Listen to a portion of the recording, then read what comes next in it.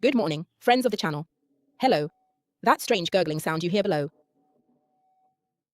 is just our vertical hairdryer warming up, because today's new thing is really, really nice. For Italy, it's not news today, but rather from this late summer, September. Whereas for America, it's something new, because they've just launched it to the entire American public. There will be a second news for the American audience as well, with our second, beautiful enchanted forest decoupage. It was created in collaboration with our partner Luigi Leucci, and I'm very happy because, of course, it's hand-painted by him.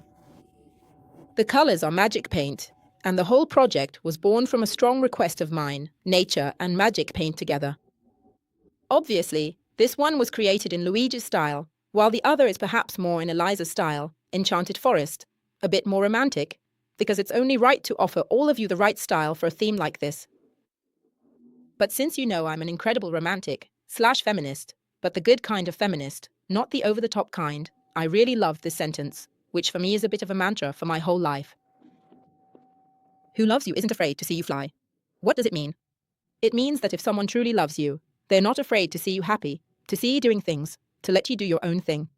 And so we decided to create a little corner of the house inspired by these two decoupage pieces, because they're together. This one is called Bundle, because in fact it's Redesign that created it just for us. Actually, they created the second decoupage, which we already have. But it will be available again soon. And they will also launch it in America, so they will have our styles in America too. I'm very happy. They, of course, will have the same sentence translated into English. I'm really glad our project will also be available there, as it's a wonderful partnership. So, shall we get started? Let's get started by ironing. I hate ironing, so you will do it.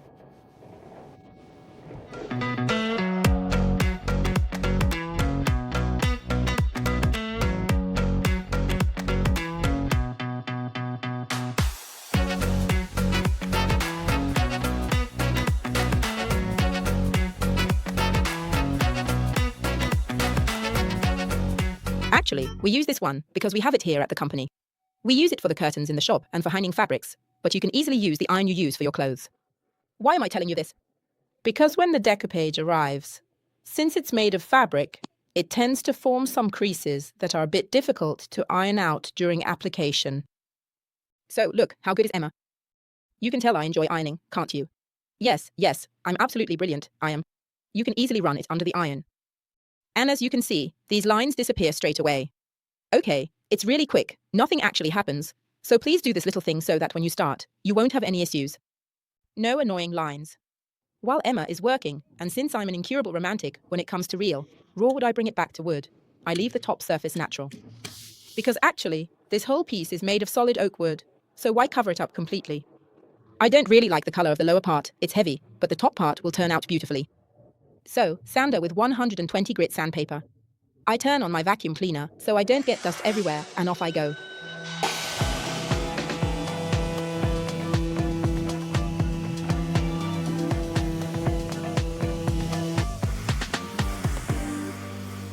To do the corner, I use the handpiece with a 120 grit sponge.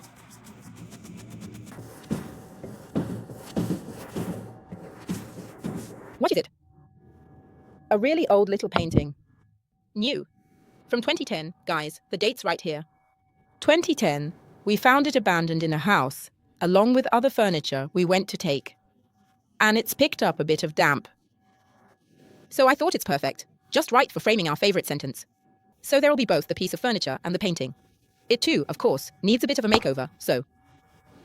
Let's do our bar straight away, though I won't show you for obvious reasons. We've already done our bar on the furniture, and we'll be giving it a makeover as well, before we go on to frame our decoupage. So guys, never throw anything away, in fact, everything gets a second life.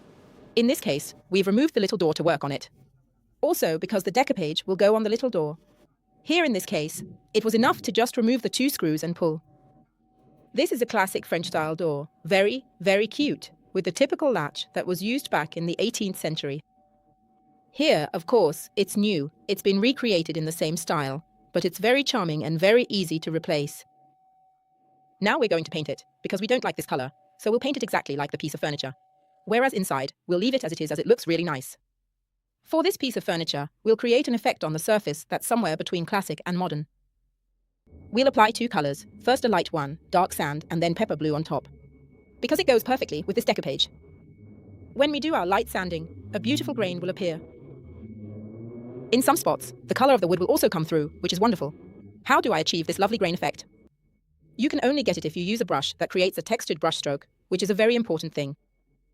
You know that for me, a brush isn't just a tool to use, one is not the same as another, no. The brush completely changes the finish of the furniture. The brush can save or waste paint for you. So it's essential that you really understand that the brush changes everything. I use a pointed brush to get into the grooves properly. A black king brush to achieve a beautiful textured brushstroke. It really will make a difference. First, I do my edges with a pointed brush, and then I use the other one. Will you help me as well? Will you do all the edges of the furniture? Yes, go on. Always remember that brushes have a reservoir, and the reservoir needs to be loaded. This is how you do it. You gently stroke it along the edge, without trying to get it dirty on the outside, and then you press it well to get into the details of the decorations. I go over it everywhere, especially here, where the decoupage will be applied. And we want the decoupage to have a lighter background, because if the decoupage has a light background, the design will stand out even more. So now I use my pointed brush, which makes applying the color absolutely effortless. And voila, in no time, I'm done. Everything will be colored, except for the frame. This one we'll leave in this color here. When I finish doing the edges properly, and I'm sure there's nothing left to remove in depth, I start working with the BLSCK King brush, which I'm absolutely crazy about. Look how much it holds in the reservoir. So you should hold it by the ferrule. Be careful, otherwise your wrist will get very tired. Load it up well, but don't get the ferrule dirty, please. You load it like this. Gently remove the excess like this, and all the paint is inside here, in the center. This way, you'll have more paint for longer. Crisscrossed brushstrokes. First in one direction. And of course, the long strokes in the other direction. Look at the amazing brush strokes this brush creates for you. It really gives you a beautiful, neat brush stroke. It's a real beauty. If, by chance, you have any little smudges on the edges, just take the pointed brush again and remove them like this, trying to avoid any drips, which are truly our number one enemy. The drops create a sloppy brushstroke, and we don't want that. When you want to create a textured brushstroke like I'm doing today, there's always one thing you need to keep in mind. Everything comes out. So, if I don't make a nice, long, smooth brushstroke, if I'm not careful, when I go to sand the blue to bring out the lighter color, you'll see the messy, untidy brushstrokes. So be careful, there needs to be a nice brushstroke underneath.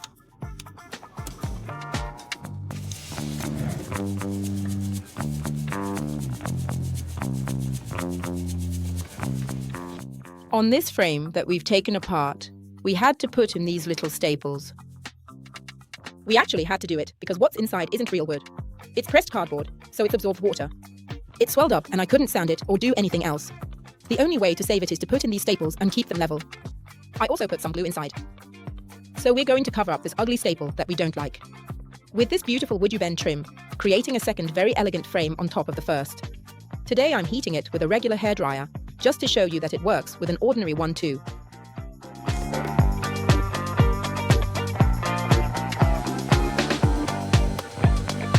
And it's starting to soften. This is what will go on the frame. Now let's put on a bit of glue. Univil, our glue for perfectly sticking the moldings directly onto the frame. And as you can see, now we already have our lovely, soft trim ready to go onto the frame. I would really like this little trim to stay perfectly centered on the frame. Emma has already prepared some perfect clamps here to hold our trim in place. By the time the trim dries, the glue will be perfect as well. And now, with the clamps, I'm going to tighten it. That way it's nice and secure. Let's cut our molding, turn it around, and glue it on the other side in the same way. Before cutting, it always needs to be nice and warm, really warm. I heat it. Good. Then I take the blade and score it so it's nice and precise. Now I reposition it and continue on the other side. I've positioned my molding. Look how nice it is, the perfect corner. And now I secure it again with the clamps. Make sure to remove any glue residue with a small brush. Dampen it with a bit of water and clean thoroughly with a little sponge. This way, all the glue imperfections will disappear and you'll be left with a nice, clean frame. Emma has already cut out our decoupage, perfect for this project. Actually, we're very lucky. Because by deciding to leave the frame between the decoupage and the piece of furniture in dark sand, we can relax knowing that we can let our decoupage dry naturally, while at the same time we can already get on with painting the whole piece of furniture pepper blue. I lift up my decoupage, obviously. I've cut it so that it fits the central parts and the sides too. And underneath, I want this one nice and central. So I'm going to reposition it precisely, so that all of them are nice, central, and really stand out. Protective paint, already diluted, I'm going to apply it to the central part, because you know that today the protective paint is our adhesive. So it's essential to be a bit generous, so that the protective really acts as glue for our decoupage. And of course, as always, it's applied both underneath and on top. I can also go ahead and protect the surrounding area, because nothing will happen. In fact, this way I don't even have to worry about smudging onto the frame. Is it all right? Clear, yes. Now, what do? Easy. We take the brush and start spreading our protective coating, pressing down and smoothing out the decoupage underneath. Since it's a fabric, we'll get a different kind of adhesion to the surface compared to others. The usual ones are made of paper, but the effect is really beautiful. Once it dries, it truly becomes one with the surface. The edges will then need to be gone over with a craft knife and an abrasive sponge. That way, they'll be nice and neat, flush with the surface. I'll carry on and apply the second decoupage as well. Let's start with the pepper blue, applying a generous coat. I always work with the Black King brush, and Emma goes ahead with the pointed brush, getting into corners. We get it done faster. Go on, Emma.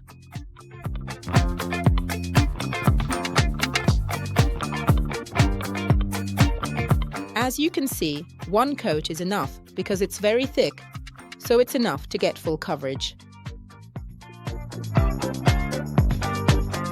What's more, pepper blue is a super opaque color, but slightly viscous, so it glides really well over surfaces. Just one coat, total coverage. A day has passed. Our decoupage is perfectly dry, because this morning we had a lovely workshop here in the shop, so we didn't check on our piece of furniture. It's bone dry, completely dry, and it's stuck on perfectly. We're going to remove the excess. First with a scalpel, a blade, whatever you prefer, and then we'll gently go over the edges with a sanding sponge to bring them out a little. So this is what we do. If you don't have one, just use a blade. I hold my scalpel at a 45-degree angle, so it's gentler, and I follow the shape of my furniture piece. Because my piece of furniture obviously isn't exactly straight, in fact, it has these finishes, they're a bit unusual. So I have to follow the shape of the furniture. But then I'll also go over it with the sanding sponge anyway. So it's really important to understand that if you're not super precise right now, the sanding sponge will sort it out later. This shape is really lovely. It's got a bit of a wavy effect, which will be highlighted even more later on. I'm using a 120 grit sanding sponge, and I'm going over the edge of the decoupage. This step is absolutely essential because it removes any imperfections from the decoupage, but above all, it'll really look like it was always there. On this edge, I'm going to apply another coat of dark sand because I'm not going to paint it pepper blue. I'll leave it dark sand. Look how stunning our piece of furniture looks now it's been put back together. I've decided to use Elisir, my very delicate sage green, in this niche, precisely because this decoupage has been matched with our magic paint colours. This is Elisir, this is beautiful. Obviously, the base is pepper blue, there's some Viva la Mer, basically, all the magic paint colours and this one. I already know it's going to look fantastic. So, calmly, I'll paint the niche.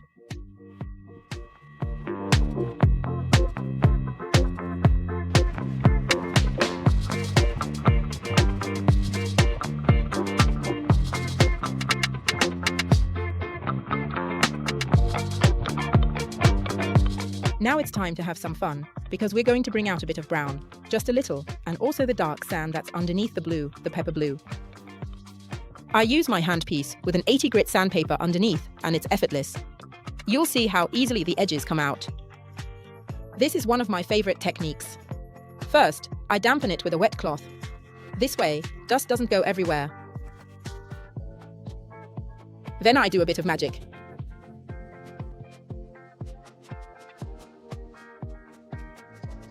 In this way, I highlight all the edges. Look how beautiful the original design is. And once I go over it with the damp cloth, I'll have the true, original color. A bit of magic, really. Now I'll continue over the whole surface.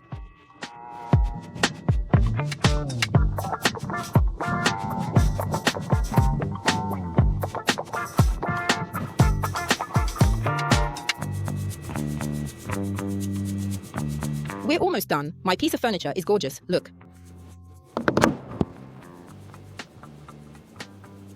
I love this effect. I call it jeans. When it still needs protecting, when it's still a bit light and faded, it almost looks like denim. Soon we'll protect it with wax all over, and it'll be a bit darker and richer.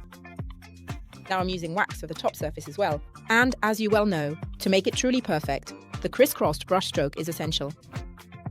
So first against the grain, making sure to really fill all the pores of the wood. I use the Legendaria wax. It really protects it brilliantly from wear, from time, from oxidation. And once I've finished applying it against the grain, it's essential to smooth it out following the grain as well, because this helps the wax penetrate even better into the pores. I smooth out the entire surface thoroughly. In the other direction too, so that the wax really soaks well into the wood fibers. And now, with the steel wool, I'm going to smooth the surface even better, following the grain. This will help me get it to penetrate even more deeply into the wood's pores, but above all it will help me achieve a wood top that is smooth, extremely smooth. And soon, when it's dry, I'll also apply the Restauratore, a real beauty cream for my wood. If you haven't tried it yet, you need to fix that straight away, because it's an exceptional product. Look at that, a wonderful color of the wood. This is oak. Now Emma, with the brush, is applying the wax protection everywhere. Look at the color of the furniture, how beautiful, rich, and vibrant it becomes.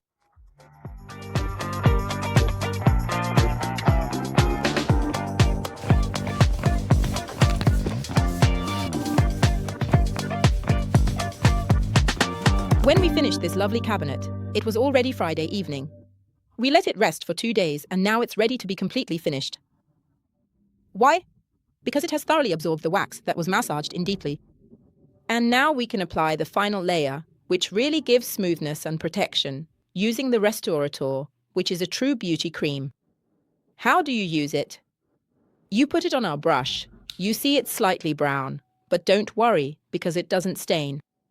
And then you spread it over our furniture, always using movements that are first horizontal and then vertical. This is always because you need to fill and nourish all the grain of the wood. It's really important to use this crisscross brushstroke to help the wood absorb everything.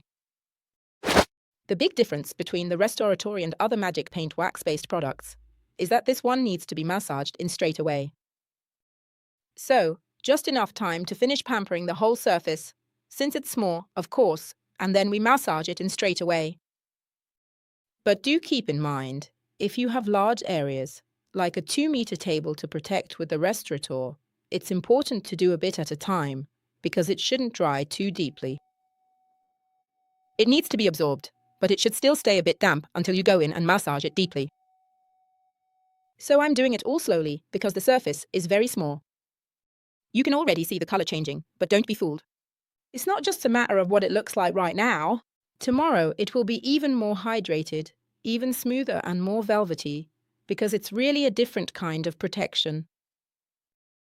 I smooth it one last time to make sure everything is absorbed properly. Work the cream deep into the wood fibers. Nice and thorough, nice and thorough. Since it's solid oak, it's important that it's well protected for years to come.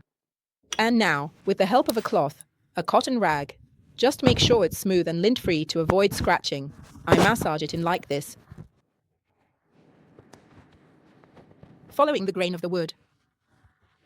You've no idea what's in store for you, because once this treatment is finished, this smoothing, this massage, the surface will be completely different. It will have absorbed everything, so the wax, the carnauba wax, will be unbelievably velvety. You can already see it against the light, how it has become bright and smooth.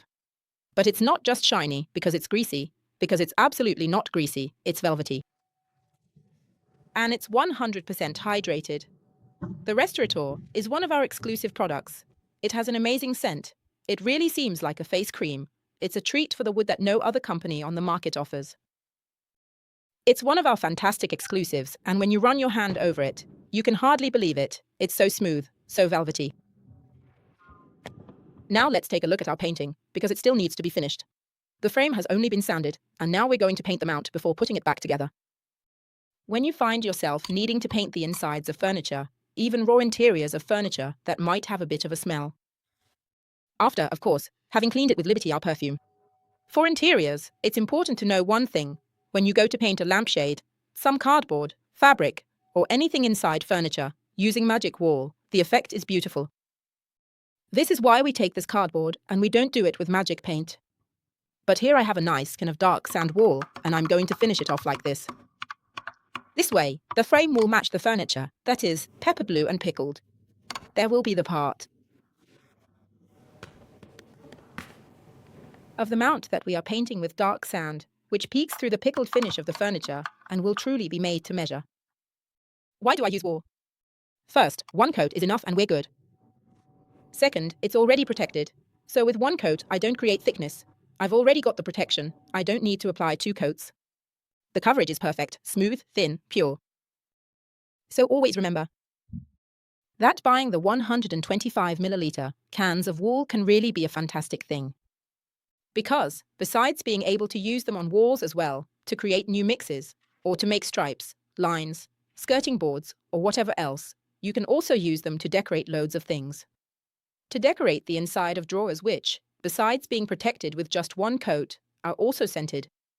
Because you know that wool smells of jasmine. So, in fact, it also removes odors from inside furniture. I always recommend it. With just one coat, I got rid of this ugly yellow and, of course, the stains on this rather old frame. And now I have the perfect, brand new mount, and it looks great with the furniture. Now let's let it dry and then we'll put it back together. I'm applying Découpage to turn it into a picture on a piece of cardboard before putting it in the frame. Obviously, I'm applying it as if it were on furniture. Protective coating underneath, protective coating on top. I smooth it out well and let it dry. This way, it will be perfect for many years and won't get damaged. This makeover is finished as well. We've set it up and hung its picture, which in my opinion is perfect. You know that for us, this combination of Découpage has a very special meaning. Redesign in America created it for us, and I'm very proud of this partnership. Our second one will also be released for them in a few months. This Découpage is slightly more, let's say, less cartoonish, perhaps more classic, but very similar in terms of style. An important thing, the sentence you see, those who love you are not afraid to see you fly. It's a phrase that, let's say, has been with me for half my life. It's a phrase I always try to get people to reflect on when you're in a family, a friendship, or a relationship where people hold you back just to stop you from flying. Maybe there's something wrong. So please, think about it. It's a phrase that, in my opinion, should be framed and always kept in mind throughout your life. This was the reason why I wanted this phrase on this Découpage. The first Découpage that was made, in fact, in collaboration with Redesign with Prima. Thank you for watching this tutorial. If you like it, buy it because there are still a few pieces left, but not many. And obviously, once it's gone, that's it, because they are limited editions, like Enchanted Forest, which will return to Italy for the second time, but again, as a limited edition. Where can they find our products?